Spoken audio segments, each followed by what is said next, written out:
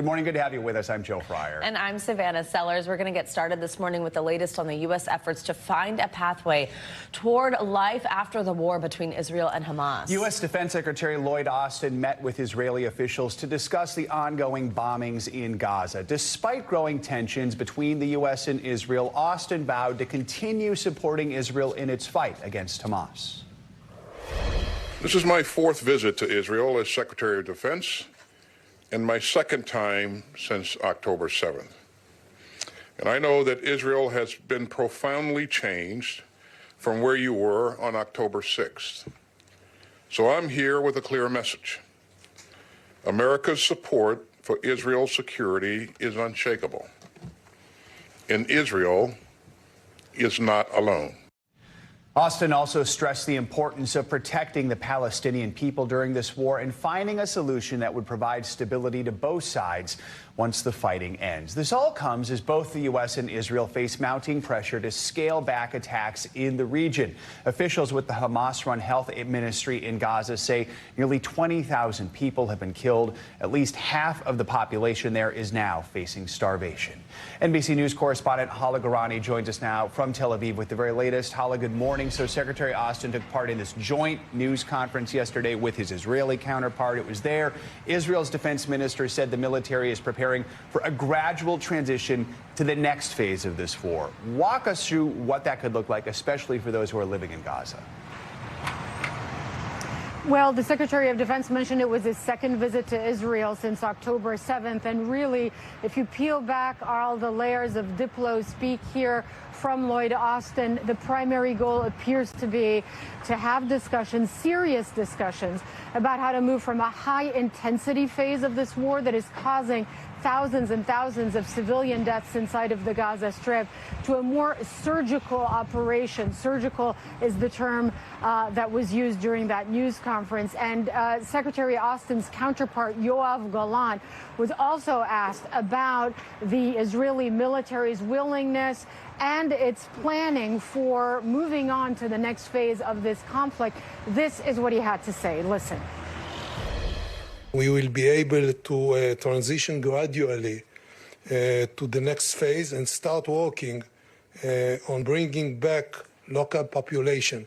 That means that it can be achieved maybe sooner in the north rather than in the south. So we are dealing with all the different components, and we will decide in the next future, early future.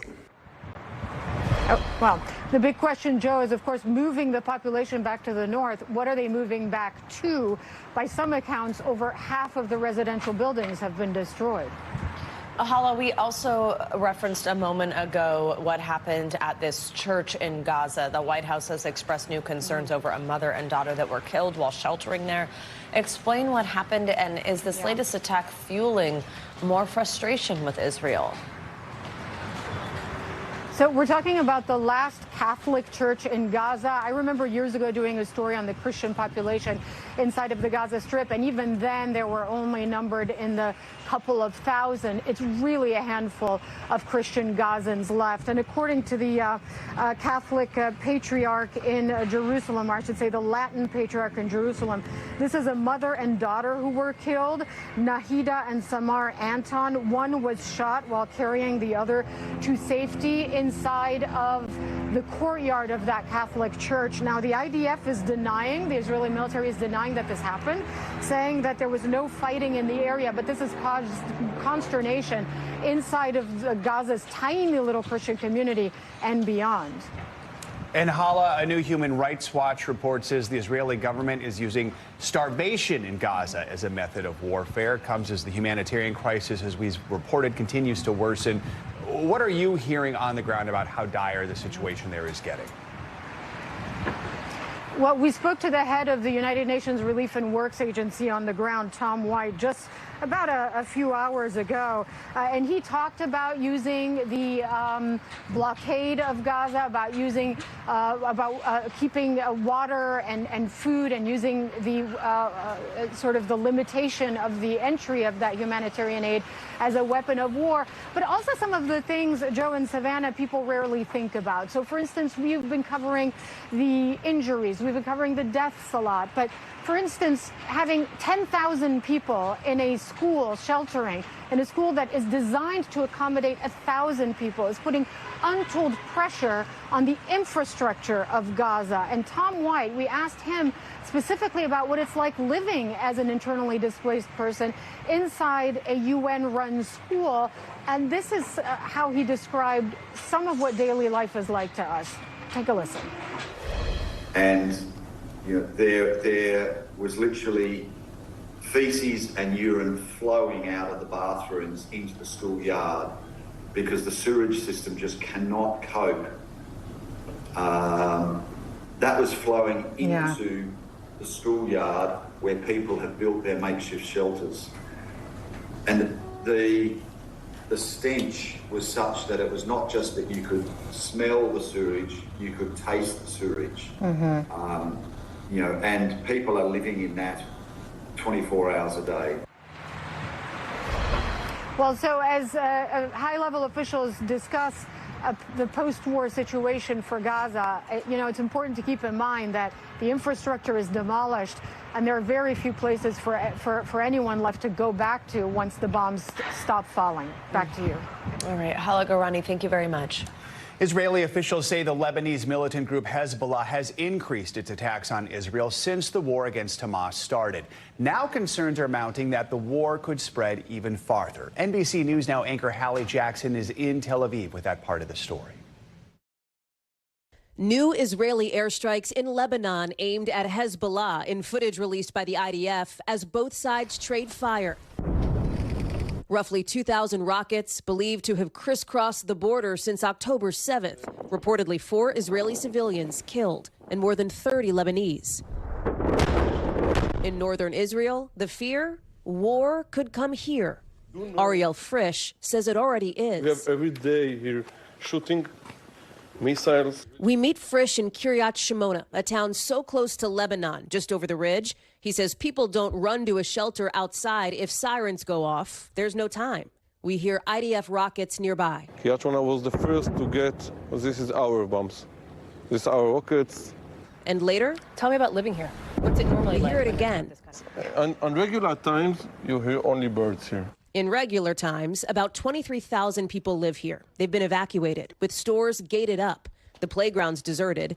Frisch takes us to the school, where there are no students. As you can see, Just an empty office, his own.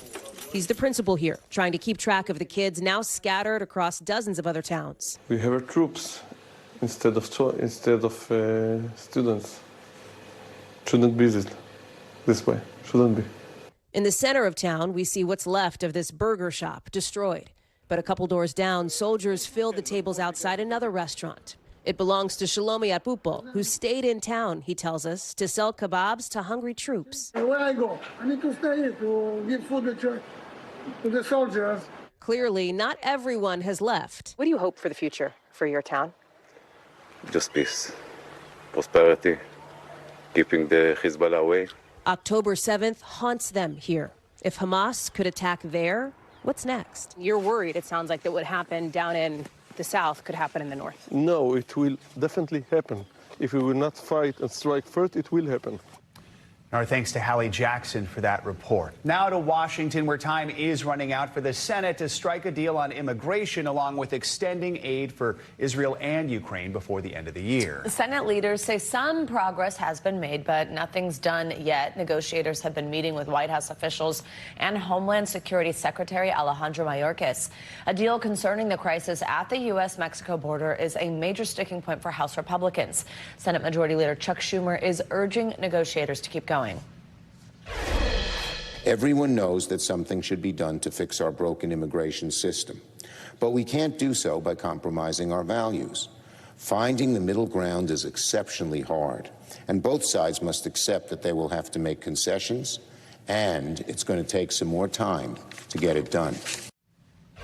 For the latest, let's bring in NBC News Capitol Hill correspondent Ali Vitale. Ali, good morning. So we know the Senate has actually postponed its holiday recess to try to deal with these negotiations. It's unclear how many more days the Senate will actually be in session this week. So tell us, where do negotiations stand right now? Is it possible, do we think, for the Senate to vote on a deal here before Christmas? Look, with every passing day, Savannah, it gets even harder to imagine a scenario where the Senate not only cobbles together a bipartisan compromise on these really thorny issues, because remember, it's not just immigration, it's also supplemental funding to countries like Israel and Ukraine, but also then cobbling together that deal with enough time to vote for it. We knew this was going to be a scramble to the finish line, but the idea that there are only 60 plus senators in town, it's an extremely small number that we saw show up for votes yesterday. It may indicate the level of confidence or even the level of will to actually stay in town and allow negotiators the time and space to continue working while also just waiting for the possibility that a vote could happen. That's what Senator Chris Coons is saying everyone is weighing. Watch. We should reach a conclusion either that it's important for us to stay here and keep confirming nominees and keep the pressure on for this team to finish their work, or to recognize that it's going to take more than the next couple of days. And the best way for us to support them in that work is to go home and give them more than a week. And so the reality is, while the Senate is doing that balancing act that Senator Coons is talking about, the House would also have to come back to pass this, as you know, Savannah. And our understanding, based on Speaker Mike Johnson and other Republicans I've talked to, is that they don't really feel the pressure to come back to town and vote for this. And so it does leave us sort of at a stalemate as we wait to see what these negotiations produce. So, Allie, among the many sticking points, we know Republicans want to give the president more executive powers to crack down on the border, to try and control the number of migrants seeking asylum. But two sources with knowledge of the talk say Democrats are exploring ways to prevent a future president from abusing any potential powers like that. What more can you tell us about that? I think the short and clear way of saying this, Joe, is that Democrats are trying to Trump-proof this, because while there is an agreement, as Senator Schumer said, that something needs to be done to better secure the southern border and deal with this influx of immigration, at the same time, a lot of Democrats are skittish about some of the things that are actually on the table, things like make it easier to turn folks around at the southern border or limiting asylum numbers within this country. All of those things that are on the table make Democrats, especially Hispanic group and Hispanic advocates and Democrats themselves, very nervous about where these negotiations are, less so because of the Biden administration and more so because of the possibility of a Trump administration on the horizon. They're trying to make sure that if this package passes, Trump can't abuse it if he's elected later on. Allie, very quickly, if this does not get done before the end of the year, what does this mean for January? It looks really, really tough because January already is going to be a big funding fight. You'll remember just a few weeks ago, House Republicans made it so there's not just one, but there's two debt ceiling crises looming as a government shutdown could happen in phases as opposed to wholesale. Republicans and Democrats alike are going to have to deal with that. On top of it, putting this supplemental makes a sticky situation even stickier. Allie Vitale, as always, thank you so much. Well, Hunter Biden is now set to be arraigned on tax charges next month. New court documents show the president's son is expected to enter a plea on January 11th in federal court in Los Angeles. Biden faces 9 tax-related charges, including 3 felony and 6 misdemeanor offenses. If convicted, the maximum penalty he could face is 17 years in prison. Hunter Biden's attorney has alleged the case is politically motivated. Well, a Delaware man is facing drunk driving charges this morning after police say he plowed his car into President Biden's motorcade over the weekend. Wilmington police are calling it an accidental collision. President Biden was walking from his campaign office to a waiting armored SUV on Sunday night. That's when a car hit a Secret Service vehicle that was being used to seal off the area. The president and the First Lady, who was with him, were not injured. NBC News White House correspondent Mike Memoli joins us with more on this. Mike, good morning. So we mentioned those drunk driving charges. Just tell us what we know now about what happened. Well, Joe, what you had happen here was, because this was what we call an unscheduled or OTR stop here at the president's campaign headquarters here in Wilmington, you had a smaller than expected than usual motorcade, and you had it snaked around a public park right in the heart of downtown Wilmington. There are police vehicles at each intersection to make sure that no other vehicles unauthorized can get in.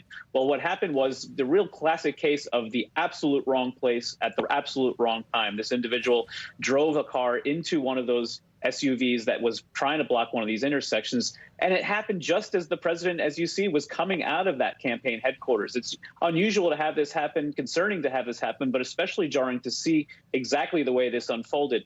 Now, the Wilmington police, as you say, initially suspected impairment, did eventually charge this man with drunk driving and inattentive driving. You also had the Secret Service issue a statement saying that there were no protective interests involved here. That's another way of saying that they quickly determined that there was no threat to the president here. Mike, let's rewind to before this incident, this drunk driving accident. What was this meeting about? Tell us about this gathering with campaign staff. Well, this was just the president making a visit to his campaign headquarters here for the very first time. In 2020, the campaign's headquarters was in Philadelphia, but I'm told the president insisted this time around that, just like most of his campaigns throughout his career, that this one be based in his hometown. So while he was in town for the weekend, he stopped by the campaign headquarters, where it's filling up fast with staff ahead of 2024. He had dinner along with the First Lady and the team. And we know what was probably something that came up, the concerning polls that Democrats are really worried about. A new one out today showing Donald Trump leading President Biden by 2 points among registered voters. You have President Biden, though, leading Trump by 2 points among likely voters in the New York Times Siena poll. The president, when he was asked why he's trailing Trump in some of these polls, he said, "You're looking at the wrong polls." Mike, while we have you, let's talk to you about what we've been talking about for the last 17 minutes or so, and that is, multi-billion-dollar aid package to Israel and Ukraine, which is tied up with the deal on the southern border. We're seeing progress, but still no deal. For President Biden, what's at stake here as he tries to hammer out a deal? Well, think of it this way, Joe. As we end 2023, one of the things that President Biden has said he is most proud of is leading the world, rallying our allies to support Ukraine in its fight against Russia.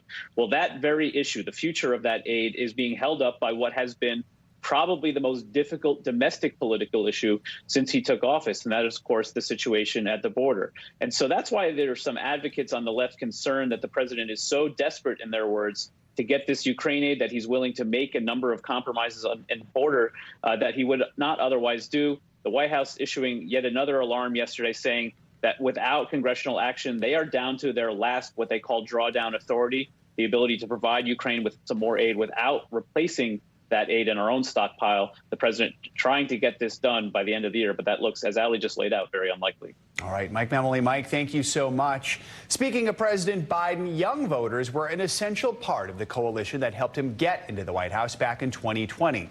But tides could be turning for the president. A recent NBC News survey found former President Donald Trump is beating President Biden with voters aged 18 to 34. NBC News correspondent Shaquille Brewster spoke with some young Biden supporters about how they're going to be voting in 2024. I voted for Biden, and I told my friends to as well. Evan McKenzie is a Starbucks worker and union organizer in Madison, Wisconsin, who cast his very first presidential ballot for Joe Biden. Do you plan on voting for him this time around? No, not anymore. The 23-year-old was part of the surge in young voters in the liberal Dane County that helped Biden flip the battleground state 3 years ago. He's now angry at the president over his support for Israel's invasion of Gaza. He is allowing this war to happen and is funding this war. I don't know what will happen if I don't vote for him, but I know it won't be me supporting that. In 2020, Election Day exit polls showed young voters backed Biden over Donald Trump by more than 20 points. But a recent NBC News poll shows former President Trump leading this group by 4 percentage points, and President Biden at risk of losing a key part of his winning coalition. Do you plan on voting for him in November? I don't know. 60% of young voters say they oppose more funding and military aid to Israel. On climate, on COVID responses, you could tell his administration were doing really great work. But I think after October 7th, the question became a matter of human rights. Republican presidential candidates have also vocally supported Israel's campaign against Hamas. But it's President Biden's young progressive base that's been increasingly sympathetic to Palestinians. Did all of you vote for Biden in 2020? Yeah. Yep. Supporting Mr. Biden is a conversation, sometimes a debate, that this group of Wisconsin friends say they are now having regularly. He has the largest infrastructure bill since Eisenhower. I mean, that's a huge thing. Not enthused. I'd say overall I feel very pragmatic and strategic about it. in 2020, I looked at Biden like a used car. Like, it will disappoint me. It's not going to have leather seats, and it's not going to have all the stuff that I want. But I mean, hopefully it'll get me from point A to point B. And I think he did that. An easy choice for some. What's the best argument that you have for young voters to support Joe Biden? The other guy is way worse. It's that simple. I think it is. Young voters who can tip the balance in 2024 already weighing their options. Shaquille Brewster, NBC News, Madison, Wisconsin. It's beginning to look a lot like Christmas, apparently somewhere, not here. Snow is falling, though, across parts of the Great Lakes. Will it ever look like that again here, Angie Lassman? Well, you know, unfortunately, not to go off on a tangent, but Christmas week looks very warm across the country, guys. So if you're looking for a white Christmas, you might have to, I don't know, look ahead to next year. But either way, we do have a little bit of snow falling along the Great Lakes. We've got that lake effect snow going after that system exited. It left us with some blustery kind of winds and chilly winds at that. So we do have those winter alerts up for that region. We'll slowly but surely start to see that snow tapering off here as we get through the day today, but not until after we get maybe a half a foot or up to a foot in those areas. But look ahead to the later parts of today and all of that kind of tapers off, but we will be left with the chilly conditions across really most of the east. That's where that cool air is in place. And we still actually have some of these freeze warnings in place for parts of Georgia and Florida, and we've got some freeze watches along the coast of the Big Bend area in Florida as well, with these temperatures this morning sitting anywhere from the low 30s in Augusta and Macon to the upper 30s for Valdosta, and a couple of spots sitting into the low 40s. So maybe some frost out there on your cars as you head out the door. A very different story, though, if you look to the middle of the country. 67 degrees in Denver this afternoon. That number is well above normal for this time of year. We're running more than 20 degrees above normal in a lot of spots. Rapid City, Denver, 16 degrees above normal in Amarillo as they head to the mid-60s through the day today. And that warmth kind of spreads to the east as we get into tomorrow. This is what I was talking about with the wishing for a white Christmas, because places like Chicago, 42 degrees, St. Louis into the upper 50s, Kansas City into the mid-50s, Oklahoma City will hit the low 60s tomorrow. And it's not too chilly even through the rest of the week as we kind of moderate out. We'll still end up into the low to mid-40s in Cleveland as we head into the weekend, upper 40s for Saturday in Washington, D.C. We'll actually get into the 30s on Friday in New York City, but kind of hang out into those low 40s as we roll into the upcoming weekend. One note, we do have kind of a busy forecast out west. We've got a couple of systems that are going to work onshore and bring rain and snow. If you're looking for a white Christmas, head over to the Sierras, guys. We will have some significant snowfall there and a good amount of rain, too, for portions of California. It's like the forecast for like Halloween or something. It feels it like. did. Mid-60s, upper 60s in Denver today. It's weird. All right, Feels spooky. weird. All Little spooky is exactly right. Thanks, Andrew. Thanks for watching. Stay updated about breaking news and top stories on the NBC News app or follow us on social media.